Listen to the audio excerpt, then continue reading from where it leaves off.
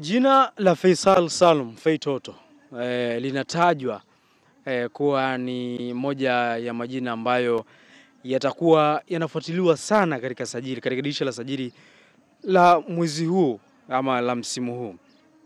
Unadhani Faisal anaweza kuwa ndio mchezaji mwenye thamani kubwa kwa sasa katika ligi yetu kwa wachezaji wa ndani, lakini pia hata kwa wachezaji wa nje? Faisal Salum top attacking midfielder, ni miongoni mwa viungo ambao Tanzania kuna kila sababu ya kujivunia.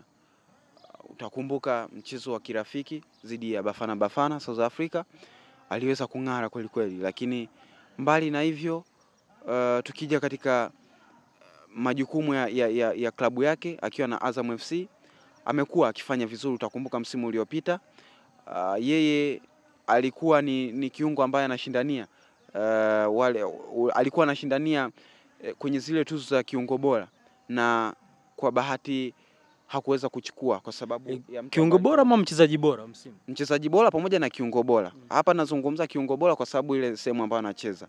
Lakini alikuja kama mchezaji bora wa kombe la shirikisho kwa maana ya CRDB, lakini yote hayo mpaka kuwa mshindani ama mtu ambaye anashindania, inaashiria kwamba umekuwa na mwendezo mzuri katika michuano ya ligi kusoka Tanzania bara, lakini na hiyo michuano mingine kwa maana kombe la shirikisho la CRDB. Tukirudi katika thamani yake mpaka sasa, kwangu mimi naweza nikasema anastahili kwa kila namna thamani yake kuwa kubwa ndani ya wachezaji wazao wa Tanzania. Na kila timu ina uhitaji na kiungo kama Faisal Salum. Faisal Salum utakumbuka akiwa Dar es Salaam Africans alikuwa ni kiungo ambaye